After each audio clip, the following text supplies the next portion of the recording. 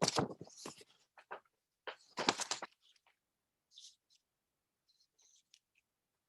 evening, everyone.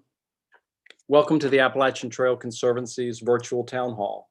We're calling it The Path Ahead, a post-election panel discussion. I'm John Knapp, a member of the ATC's Board of Directors, and it's an honor to be tonight's moderator. During what's now nearly a year of social distancing, we're pleased that we've been able to find new virtual ways to connect with one another and with the AT. Whether you've joined us previously for one of our virtual events, or whether this is your first time, we're just glad you're with us for what we expect will be a very special program.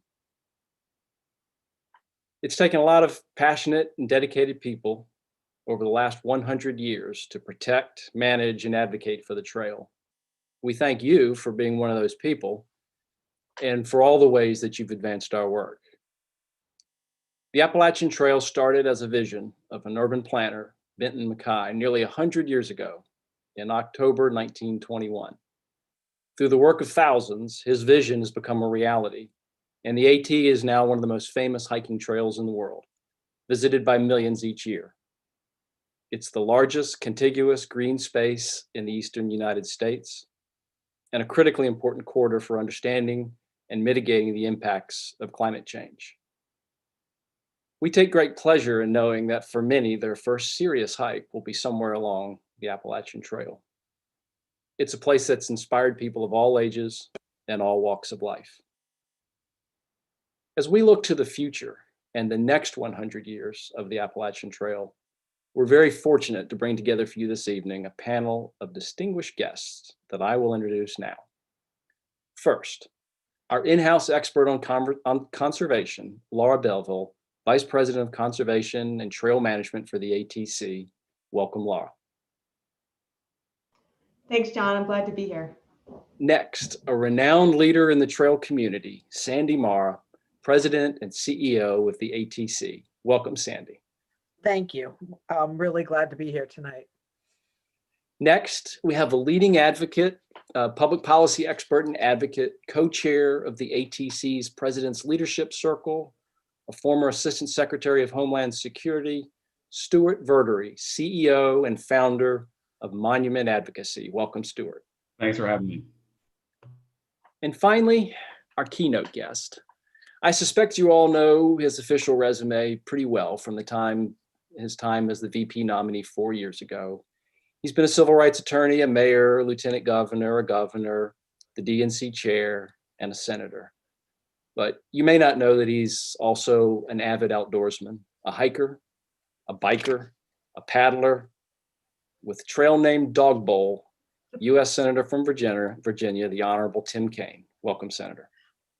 Hey, thank you, John. Great to be with everybody on this call tonight. So we're all deeply honored to have you join us to talk about the path ahead for the Appalachian Trail. Now, because of the size of tonight's event, we're unable to take live questions, but many audience members have submitted questions, and we've used them to shape tonight's discussion. So without further ado, let's get on with it. Senator Kaine, the first question's for you. It's no secret you've been passionate about the Appalachian Trail for many years. In fact, you completed a very long section hike last year, which is quite remarkable that a sitting U.S. Senator could take the time and make the commitment to doing that hike. Tell us about the hike, what the AT means to you and your family, and just share with us what's inspired your interest in the AT. Well, John, thank you so much. And I'm really thrilled to be on with everybody. I grew up in Kansas City, and it was probably a National Geographic at some point in the 1960s that caused me to first know about the Appalachian Trail. And I was fascinated by it. In law school at Harvard, I met a Virginian from Roanoke, and we married and moved to Richmond in 1984. And one of the first things we did was go out for hikes on the AT in Virginia. As you know, Virginia has more miles, I think 559 than any other state. So over the course of 36 years of marriage, we've done an awful lot of hikes with friends and neighbors and kids. But when I turned 60 in 2018, running for re-election to the Senate, I decided to create a Virginia Nature Triathlon. I'm not sure anybody has ever done it, And the triathlon is this, that I would hike the entire Virginia stretch of the AT in 2019. And I did it, 42 days, 7 in the spring, 28 in August, and 7 in October. In 2020, I cycled the entire Blue Ridge Parkway and Skyline Drive in Virginia. And now I am making my plans to canoe the James River from Iron Gate to Fort Monroe in 2021. But the trip on the AT was absolutely magical. Sweating up long hills, encounters with snakes, ticks, spiders, bears, and coyotes, people with colorful trail names and often sort of sketchy dispositions, staying in a bivy sack or the 3-sided shelter if it was raining too hard.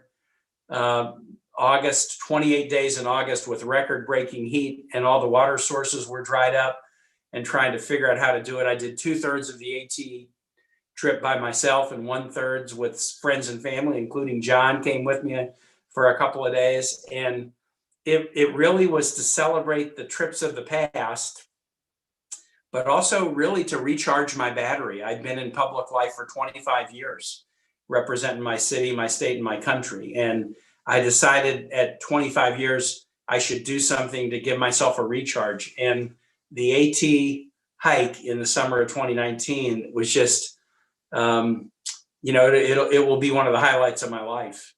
And I've got a lot, and I've done a lot of hiking on the AT since 2019. And in fact, I've got a couple of hikes I've got planned over the Christmas break if we get one. So I am a huge fan of the AT and the ATC.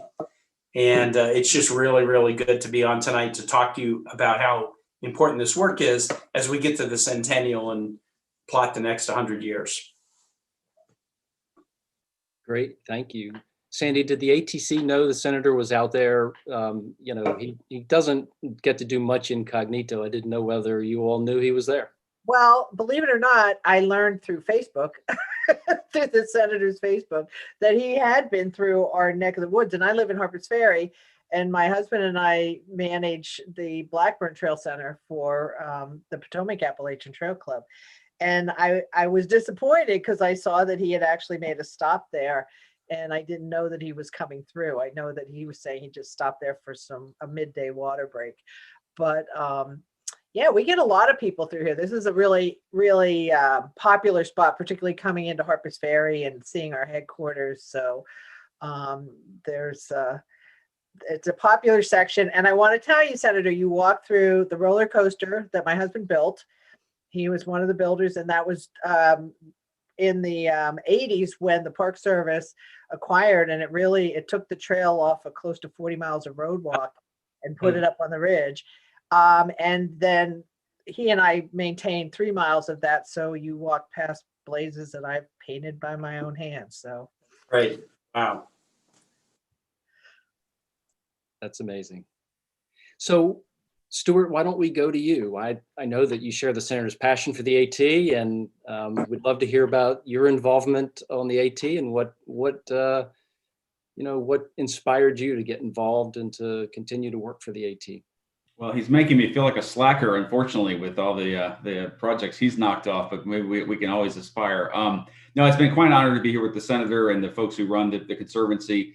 I've been lucky to engage the trail really in 3 ways. As mentioned, my firm, Monument Advocacy, has been the pro bono lobbyist for about 15 years, trying to build support for the trail in Washington with policymakers and for hiking more generally. And it's been quite a successful venture over the last many years.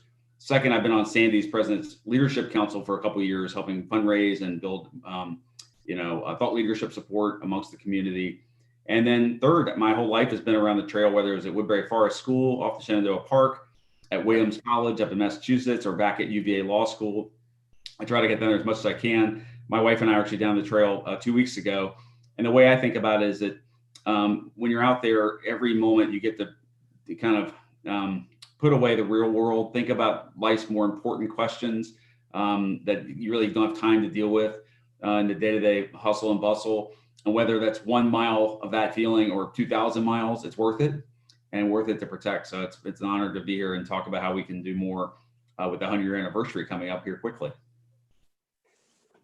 Right. We're going to talk about some of those topics here in just a minute. Sandi, let me go back to you. You serve as president and CEO of the Conservancy. And prior to that, you served on the board, including being chair. And as I understand it, you've been an AT volunteer for 35 years. In short, you've spent a considerable amount of your life, protecting, managing, and advocating for the Appalachian Trail so that it remains a resource for all into future generations. Tell us why you've done this for 35 years.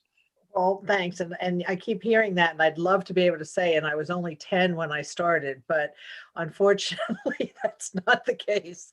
So I grew up in New Jersey, but didn't know anything about the AT. We were not, we did some outdoor stuff, but we weren't a big hiking, camping family. And it wasn't until I moved to Virginia in my 20s and met what's become a lifetime friend, that she introduced me to the Potomac Appalachian Trail Club and the trail. And unlike a lot of people who, I think, a lot of people discover the trail through hiking, I really discovered it first as a volunteer worker. So very different. And I was the Rod Hollow shelter was the first shelter that I worked on. I ended up getting involved in the trail crew, and so worked on that shelter. I've painted privies, I've painted blazes, I've laid, rock steps and log steps. And so a very different kind of relationship with the trail, particularly in those early years. Then I discovered hiking through the club and just started backpacking with external frame pack and too much weight. So that's how old I really am. And I've really watched the evolution of the trail. I mean, I've been really lucky because also from volunteer leadership roles, I was part of what we used to be as the conference. Then we became the Conservancy. And now I'm in this position of really taking what I like to say is we're finally getting to that capital C of Conservancy and taking the organization forward. And I think the other thing that I find really just amazing in my own mind, and I've always loved the trail because of that private-public partnership. It's so unique among all of our National Park Services holdings, and it's so unique with our public lands, what we do. The fact that this trail was built by citizens and given to Americans, right? I mean, that's the order. It wasn't the president saying this land is protected. We brought this incredible gift to the American people. And but we were able to continue to manage it, maintain it, protect it, and hold responsibility for it. And that continues to this day, and I definitely see it continuing in the future. I think the other piece that I'm very excited about sort of now as we're going through this is that while this first 100 years really was about building the trail and the treadway, and then that incredible land protection that the federal government went through, the largest ever in its history for the National Park Service in creating that protected corridor, that now we recognize we really exist within a much greater landscape, and that conservation of that landscape goes beyond protecting the treadway and the experience of the AT. It's also, because it's the largest contiguous piece of preserved land on the eastern coast, is we're this incredible climate corridor. And so some of these much more global issues that are coming to the forefront for our country and our world as it relates to conservation and preservation, the AT in this part of the country is the backbone to that. And so much of the work that we're looking to do as we move into our next 100 years is going to be, the treadway will always be there, the trail will always be there, but also we now have this opportunity to protect so much more. Well, Laura, a lot of what Sandi just talked about are things that fall into your bailiwick at the ATC, but I wanted to give you a chance to also just tell us about, your you've been a longtime staff member, in your background with the trail, and just give us that perspective first, and then we're going to get on to some of the more meatier subjects for tonight. Sure. John, I joined the Appalachian Trail Conservancy 15 years ago when it did transition from being the Appalachian Trail Conference to the Conservancy. And at the time, I was working with the Nature Conservancy. I was in Ohio. I had been with the Conservancy there for a number of years, almost 10 years. And I was really inspired by the bold vision of the organization at that time to take a hard look at itself and think about what it wanted to accomplish, and really put a point on the conservation needs for the organization, for the trail, really. And, you know, I grew up near the AT in the Lower Hudson Valley area of New York. I was exposed to the AT very early on, did backpacking trips in summer camp and that kind of thing. But I think the thing that connected me to the work was when I was hired to run a summer youth work program. And we were, you know, running around Harriman State Park and building bog bridges and putting roofs on shelters. And to be honest, I at that time, I didn't know that there was this core of 6,000 volunteers with 31 maintaining clubs that did that work on a daily basis for free. But it was an honor to have that opportunity and to really engage some pretty cool kids at that time in a way that, you know, these days it's hard to do. We were running around the woods with, you know, 2-man saws and in a 15-passenger van, and having a lot of fun doing all of that. That's wonderful. Thank you. All right, Senator Kaine, let's turn back to you with some of the more pressing matters of our time. This year, elected leaders came together to pass the most significant conservation legislation in decades, the Great American Outdoor Act. We're also in an election year, you know, anticipating the inauguration of a new president and a new administration. But from your perspective, what's next? What do you see as the highest policy priorities related to the outdoors and the environment generally, and maybe the AT specifically? John, that a great question. And, you know, the new administration is forming, and, you know, we're still watching for what they do about key appointments, Interior, EPA, and others. So you have to be a little humble in your predictions, but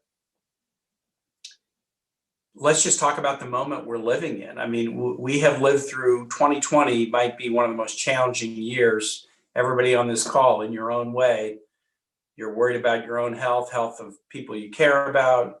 You may know somebody who's been sick. You may know somebody who's died. You may know somebody who's lost a job or whose business has closed. And so we have a massive kind of a reinvigoration recovery effort ahead of us. One of the things that the experience of the last year has done is it's made a lot of people decide they want to go outdoors. The Shenandoah National Park in Virginia, fiscal year goes from October 1 to September 30. They were closed, I think, for 7 weeks in April and May. But even being closed for 7 weeks, their visitation 2020 over 2019 increased by 14%. Then you got into October, which is a great month to hike on the AT through the Shenandoah National Park. Visitation in the S&P was 52% higher than a year ago. I think that COVID has created some changes in our lives, and some of them will snap back, but some of them we won't. And I think one of the COVID changes has been, wait, let's get out and be outdoors more. And I think that's going to create some really wonderful opportunities and some challenges, but more opportunities than challenges.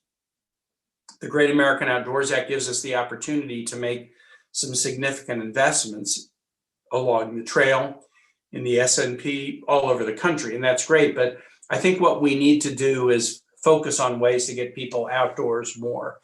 Benton MacKay's vision was an interesting vision. If you read his works, he talked about the AT as a way to release the shackles of commercial civilization. And I found it fascinating as I was starting my AT Virginia hike in Harper's Ferry, where John Brown had wanted to release shackles of a very different kind. Everybody knows Brown was at Harper's Ferry to start potentially a war to transform America, but what you may not know is that, Brown's vision was the republic of equality that he would proclaim, that he would try to liberate slaves, and slaves might go from flatland to the Appalachians and transport along an overground railway to the north. And, Benton MacKaye viewed that same Appalachians as a corridor to release the shackles of commercial civilization. So I think that we've got some opportunities as more people are outdoors and more people are realizing the restorative and kind of spiritual value of being outside, to really use these Great American Outdoors Act investments to expand public lands and get more folks outdoors. And in the getting more folks outdoors, I want to stress, and I know the ATC focuses on this all the time, how can we make the outdoor experience more diverse? As I was doing my hike in the campgrounds in the Shenandoah National Park, it was incredibly diverse, but on the trail, it wasn't that diverse. So knowing that the people that you get into the outdoors then become the stewards for their next, decades, what can we do to get more people out, more diverse communities out, so that they can then become the stewards? And if we do that, we'll be true to John Brown and Benton MacKaye. Right. Yeah, And John, hi. I was Sure. going to jump in here. Do you mind for a minute? Please. But I would love to follow up and thank you, Senator Kaine, for those comments, because, I too, we've spent a lot as we get ready, because the 2021 will be the 100th anniversary of MacKaye's publication. And I've spent a lot of time studying him and thinking about him and writing about him for our members. And the parallels of what was happening in this country when he wrote his paper to today is really amazing. I mean, they were coming out of World War I, 1918 flu. On a personal level, he'd lost his wife to suicide and everything that would bring about with someone. People had moved from agrarian to the Industrial Revolution, and our towns were suddenly, cities were exploding. And there was poverty and hunger and all the things that come, right, with cities exploding and continuing to do so. And so much, I feel, of what the country was going through then, we're going through now. And maybe we always go through it, but I feel that there's this concentration that's very similar to that. And I also think the other piece is, MacKaye saw this as more than a trail too, right? It really was a connection of communities. It talked about going back to local food sources while you're out hiking, and I mean, he was a bit of a socialist, so he really saw these kind of temporary camps where people would actually be able to truly escape the city. But I guess the other piece I just wanted to pick up on is, you talked about this growth since COVID started, and we've absolutely seen that on the AT. I mean, typically we say we run 2-3 million people a year on the trail. I would easily guess that there's 4 to 5, if not more, just with what we're picking up with anecdotal reports. It represents for us, I think, a huge opportunity though, because the one thing about the AT, I mean, all parks provide recreation and they provide information and education and history. But I think the one thing that the AT can provide, and what we see as our responsibility, is we can provide an education that allows people to understand you can move from that recreator to that being a steward. And I think people have a hard time making that leap. A lot of people step on public lands and don't even realize they're public lands, right? That they own it. And even if they do see they own it, they don't necessarily then take into their hearts the idea, well, if I own it, it's kind of like if I break it, I buy it kind of thing. And so we have a responsibility for these incredible public lands that we own. And I think the AT, because we're this linear trail and linear park that so many millions of people can easily access through a quick drive from their backyard, kind of, if we can continue to grow and reach out to people with this and share with them not just that enjoyment and that experience, but also the opportunities to give back, we could really be creating not just a whole new generation of hikers, but a whole new generation of stewards. That's awesome. Thank you. You know, one of the things you both hitting on is the notion, of course, that public lands are for the public, and we need to make the public lands more welcoming and more available. But then that also creates overuse problems. And I know that's something that Laura's wrestling with, the whole visitor use policies, and how do we deal with wanting to expand public access to public lands, but not having it go overboard. Laura, do you want to have any comments on sort of what our approach is to managing this tremendous growth? Yeah, we, you know, it's not overcrowded everywhere. So we are looking at tools to help people understand where things are getting pretty busy or how they might approach a through hike. So for example, we have a hiker registration system, which we encourage everybody to use if they're camping overnight, to get a better sense of, you know, where they're gonna stay overnight and ensure that there aren't 100 other people staying overnight. This is particularly a challenge at the beginning of the through hiking season, where everyone has the idea that hiking from Georgia to Maine on April 1st is the best way to go. And the campgrounds along that section of the trail in Georgia can't sustain that many people all at the same time. So we've been working on the system for quite some time, but you know, we're going to be looking at some new innovations to help us communicate more with the public, to help people understand what their options are. We would love to have better data to work with. We'd like to advocate for support to do a whole visitor count for the trail, but especially in areas where we have a lot of use. And so we've adopted the interagency visitor use management framework to approach problem areas in a stepwise fashion, to really use adaptive management to help us either put in signage or harden trail or do things that can allow for more people, but in ways that are sustainable and meeting the desired condition for the trail and protect resources at the same time. So it's a lot to juggle, but we think that the more that people can become aware of recreating responsibly in all areas and all public lands, the easier our job will be to ensure that 100 years from now, the trail will be an amazing and continue to be an amazing experience for everybody. Great, thank you. Stewart, I'd like to loop back to you. You've been a longtime player in the federal policy machine, and in some ways, you know, can look down without quite as much of some of the partisanship that's going on.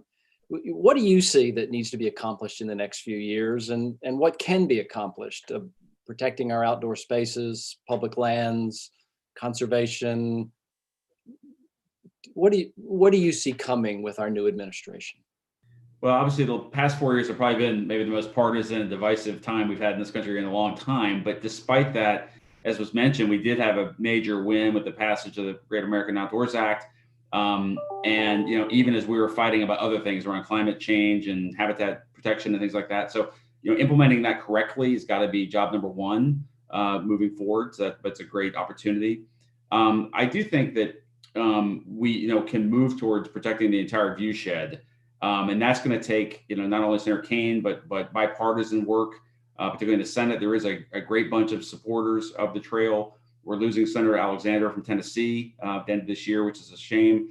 But we've got Senator Burr from North Carolina for 2 more years. Senator Collins just got reelected. Senator Capito's quite a supporter. And so there's a lot of opportunity from a bipartisan basis. You know, we tend to think of some of the, you know, more controversial environmental issues as mainly dealing with Western lands. And so we're kind of the big East Coast opportunity. And so I think, you know, with the Democratic administration coming in and Republicans trying to appeal more on some outdoors issues, as Senator Kaine mentioned, the desire to get outside, whether it's to hike or play golf or whatever this year, has never been more apparent. And I think Republicans are going to see that as well. And so our issues in some ways can perhaps be a little less controversial than some of the really controversial ones out west. And he's got a bunch of great partners I think in the Senate to move that forward once we get to the new Congress here next month. So there does seem to be an aversion in certain camps to public lands. And as you said, it's principally affects itself out west. Do you think that we can find a way to get around that on the East Coast and sort of not have this be such a big deal? I think the trick is to come up with reasonable bipartisan legislation or funding opportunities where all the AT stakeholders are kind of aligned. So the ATC Conservancy, of course, but also the regional clubs, the hiking community. If we're fighting amongst ourselves, that makes it very hard for policymakers to kind of pick amongst their people coming in to see them. But if we can get behind something, especially with the kind of the 100th anniversary of the trail concept being a nice galvanizing feature, I feel like next year can be really a solid year for our advocacy efforts. Yeah, great. Well, so Laura, let me throw that back to you then to react to that. And like what are the priorities? What do we want to try to push to advantage the AT? So a very high priority is protecting what we call the AT landscape. So those lands that we can see from those prominent viewpoints, the things, the lands that really inspire people when they're outdoors and getting away from it all. And I think one of the important things is getting folks that are out hiking also thinking about their responsibility, whether that is participating in shared stewardship, but also advocating for good policy and understanding that when they go out and recreate, they have an opportunity to speak up for public lands. They have an opportunity to speak up for good climate change policy, getting folks to look up from their hiking boots and recognize their responsibility there. So I hope people will continue to pay attention to what ATC has to say over the next few years, because we'll be talking a lot about climate change. We do know from working with over 100 partners in our AT Landscape Partnership Initiative that the lands surrounding the AT are very resilient to climate change. And so not only are they important viewshed lands or areas of natural beauty, but they also harbor some really important lands to allow species to migrate as the climate changes. But we also hope that the work that we're doing can help us hold the line on climate change. Hopefully it doesn't get worse. So the more that we can protect forested areas, that we can steward those forested areas in collaboration with our public land agencies or our conservation partners, the better off we will be 100 years from now. And we know that as a conservancy. The work that we've been doing with our partnership is really amazing. We've been supported by the Volcano Foundation the last 3 years, which allowed us to really amp up the work that we're doing. In fact, the partners across the board from Georgia to Maine helped us protect over 63,000 acres of land in the last 3 years. The bulk of that land is or offers climate resiliency. It also, especially up in Maine, where we have very, very large tracts of land that enhance this amazing wilderness experience in the East. For those of you that have been to Maine, or even in fact through Virginia and many, many sections of the trail, you're always surprised at the fact that you're in this very considered to be relatively urban area of the United States. And so we hope that we can continue to offer that going forward, but we can't do it without partners, and we definitely can't do it without the support of our donors and our policymakers and folks that really are also inspired by Benton MacKay's 1921 vision, because it's so relevant today. Thank you. Senator Kaine, climate change. It's a huge topic. We think that the AT is a corridor that can help mitigate climate change, but your perspective on the new administration, Paris Accords, where do you think we're going on policy around climate change?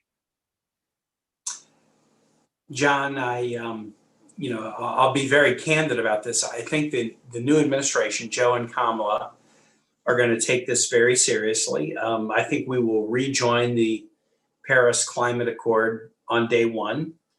That's my intuition. I'm not breaking news. I'm just telling you what my sentiment and intuition is.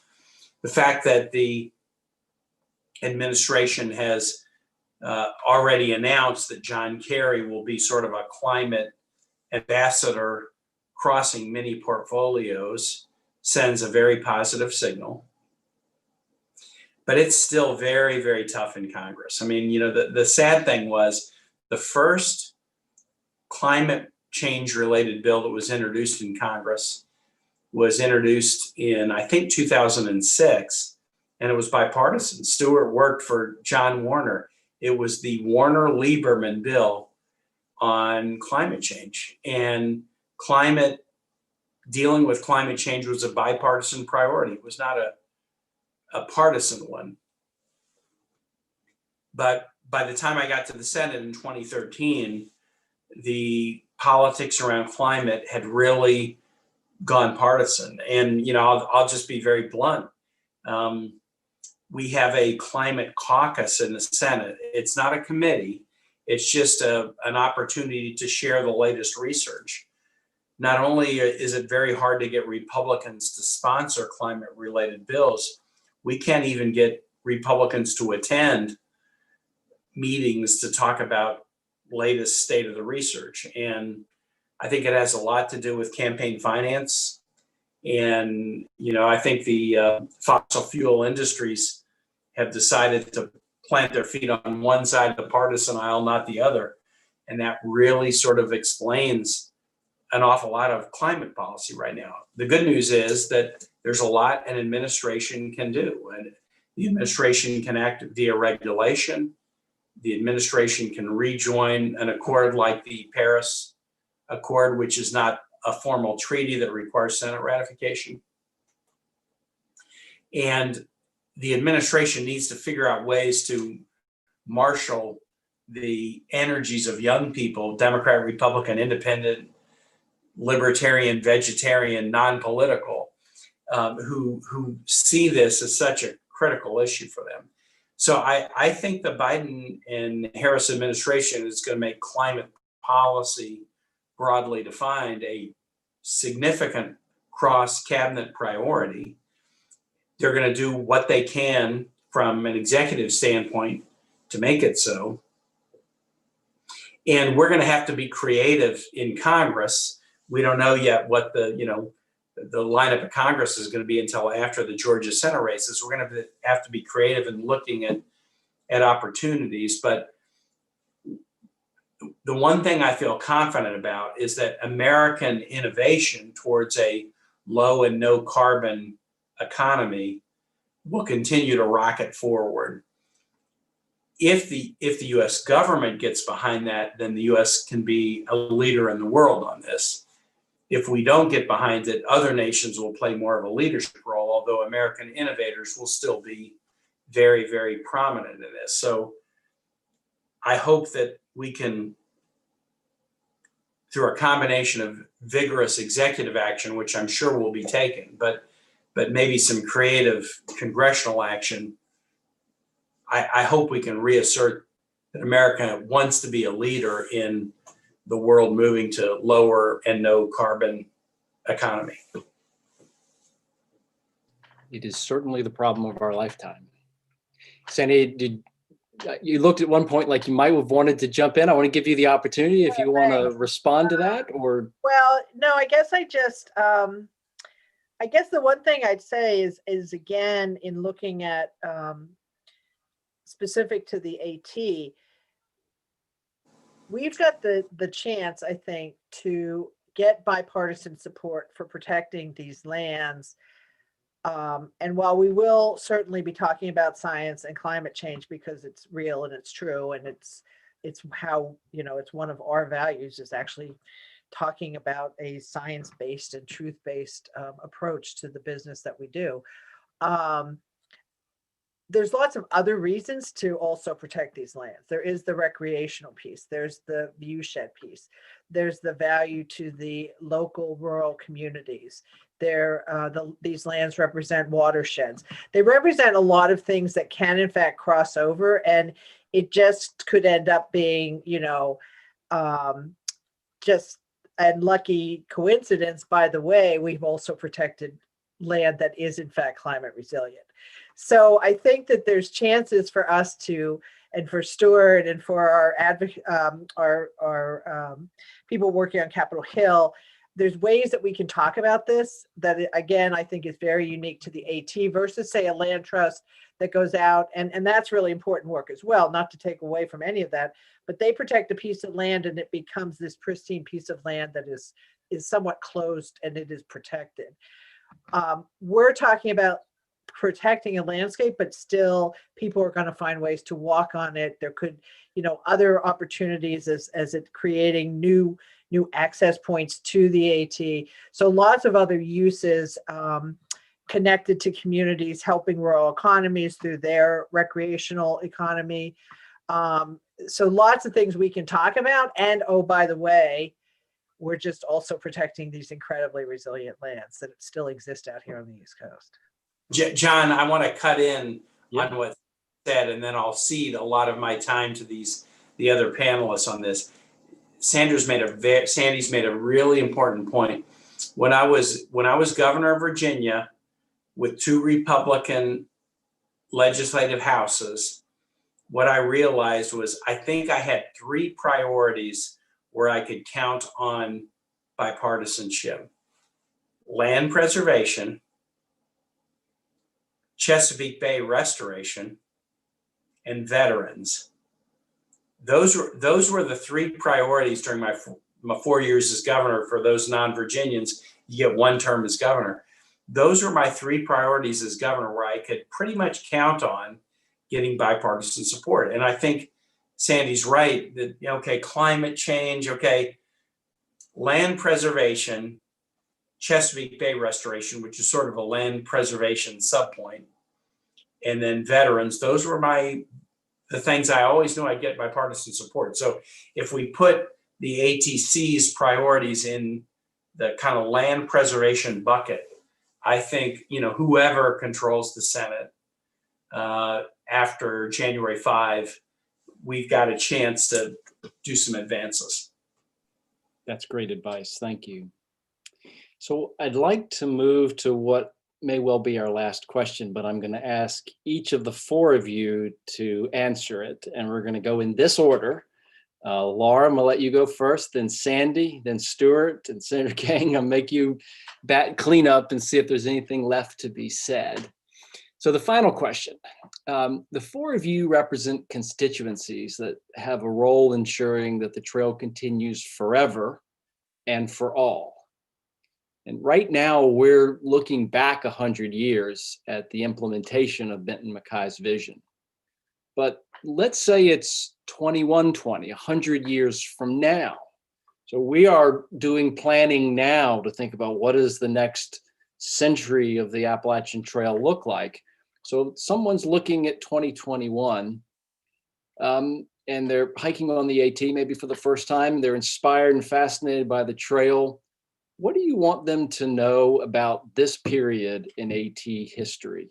How do you want us to be remembered as stewards of this trail, 100 years looking back? So Laura, why don't you take the first shot? Yeah, sure, John. I've recently picked up Robert Putnam's latest book, Upswing, and it's really helped me understand what was going on in the United States, at the end of the 1800s, entering the 1900s. And it was a time that was pretty similar to right now. We have some economic divide in this country. We have political divide. There are things about civic engagement that aren't quite as robust as they were, certainly back in the 60s. And so it makes me think about the kinds of things that were happening at that time that created this upswing, that, created or inspired Benton MacKay to offer a new idea of large landscape conservation. And for him, that was the Appalachian Trail. And, folks that were inspired by MacKay got together and they activated a bunch of happy outdoor folks, and they built the AT really in just over 10 years, which is really amazing.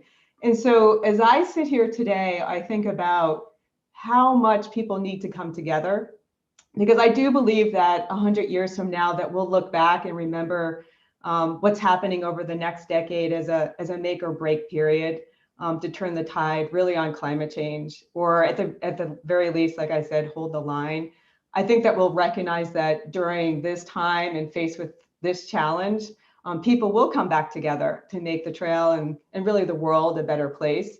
And I agree with the senator that it's going to take the youth coming forward and getting involved and thinking about what it takes to engage in a project like the AT, but their responsibilities to help us advocate for good policy and stand behind, good policymakers, so that the next 100 years will be better than they are today. Really, I think there's great opportunity for that. So we're at a pivotal time, and I hope that we can get past the differences and really advance some great work. Great, thank you. All right, Sandi, what are your thoughts? So I think there's two things. I think there's one, the things that people will look at 100, whatever year it was now to what we're doing right now. I think hopefully they'll see some of these efforts, particularly as we're talking about creating protection along this greater landscape, was as important as the original founders and their work in really setting that treadway down. Like that's how critical I believe these next 20 to 30 years, particularly of the work that we're going to be doing, will relate to that. I think the other thing is hopefully they'll see too that while we moved the organization forward and expanded our scope, we also kept at the core the very important pieces of individual responsibility, our volunteers continuing to manage and maintain this resource, whatever that size is, the cooperative management system, that all those things existed even as the organization really grew in its conservancy efforts and responsibilities. I hope too that they'll see what we're doing right now as the first time that as an organization we're taking head on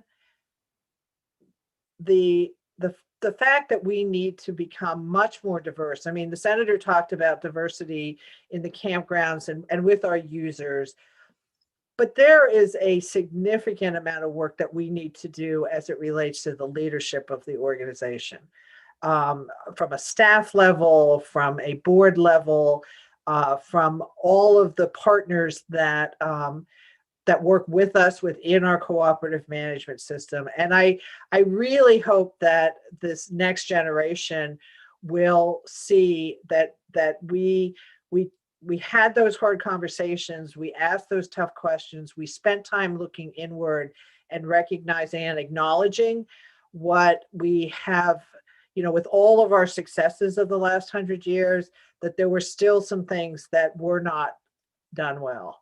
And that it is absolutely necessary and part of our survival as an organization that we do a much better job of that moving forward. And so I certainly hope that people in this next generation, when they look at themselves then as versus where we are right now, we look different. Even though we're the same on so many of these fundamental things, we really do look different, and we are much more reflective of the society that we live in. So that's what I would hope. Thank you. Thank you very much. Stewart, your thoughts on 100 years from now? Quite a question, and I want to make sure that Senator Kaine has the last word. But I do think in 100 years, which seems like it's a long way off, that people will look back and just be amazed that we were willing to sacrifice so much of our planet and nature in the name of economic development that was needed. I think people will be surprised that we did that, but hopefully they'll also look and say that maintaining this corridor was a stroke of genius, and that we had this group and the group before them had amazing vision to keep it protected. I'm also hoping, looking again back 100 years, that technology will have evolved quite a bit, and a lot of our current problems will probably be solved by technology, but hopefully we won't have destroyed our desire to get outdoors and experience nature. So we'll see about that. And then I'm also hopeful within 100 years, I'll have maybe finally finished my section by section through hike slowly, if we can make it that far. So, well, especially if there's good technology to help with that. Exactly. Maybe virtually. All right, Senator Kaine, why don't you have the last word on this topic? What do you think 100 years from now, looking back on what we're doing today? Well, John, what a great discussion. I've loved listening to everybody. Before I answer your question, I want to show you. I am on an iPad. The one thing you can't see from my iPad is what's on the back cover of my iPad. And what's on the back cover of my iPad is an ATC sticker. So when I'm in Senate hearings, armed services, budget, foreign relations, health, education, labor, pension, and I open my iPad, all the witnesses and everybody sees my ATC sticker on my ZAG cover. And I try to promote what you guys do. 100 years from now, when I was on my 42-day hike as Dog Bowl in 2019, I did 2/3 of it by myself.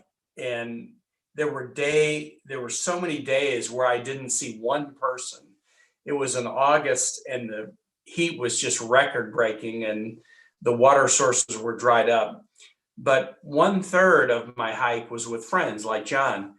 I had a friend with me who brought his son, and the three of us hiked for a couple of days, and they were from Los Angeles.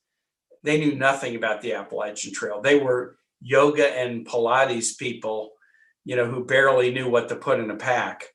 They were in great shape, but they weren't campers. But my friend Charles, after 3 days on the trail, when they were ready to drop off and I had to keep hiking, he said, "This isn't a trail, it's a community.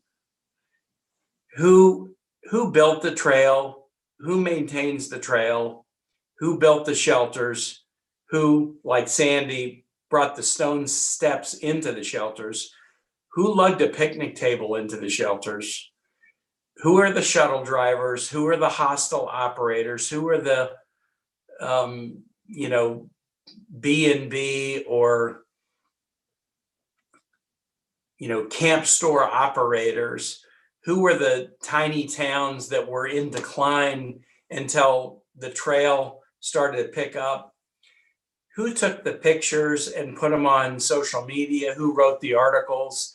Who created a mystique about this place so that folks who've never been on this trail and who never will be on this trail have a sense of what it means? It's a community creator. And I'm a little bit worried that in, 2120 or 2121, we'll be doing everything virtually. But, I think Benton Mackay's vision was really a community creation vision.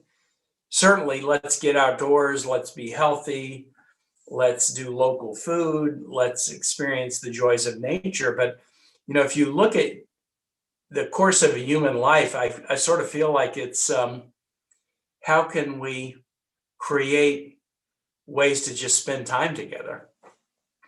And if that's what the purpose of human life is, it's sort of hard to imagine any project that has been more successful than the Appalachian Trail, where we can spend time together, but also spend time, enjoying the bounteous creation. So I hope in 100 years, we're still appreciating the joys of in-person community and communal activity in the course of a cause. And I think that's what Benton's vision was about. And I hope that we still are connected and holding on to that. And that's what you guys are doing at the ETC. Well, thank you. Those are great sentiments for us to end on because our time is up. So I'd like to conclude our evening by thanking our very distinguished guests for joining us. Senator Kaine, Stewart, Sandi, Laura, thank you for taking the time and doing this tonight. I'd also like to thank our audience for participating and watching tonight and for the questions you submitted for the evening. We received hundreds of them, and we sincerely appreciate your help in trying to shape this conversation.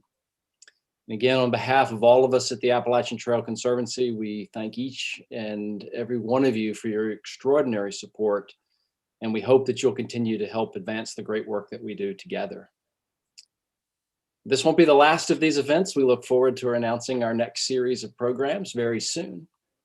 And on behalf of the ATC, I wish you all a safe, COVID-free end of the year, a very happy holiday season, and best wishes for the new year.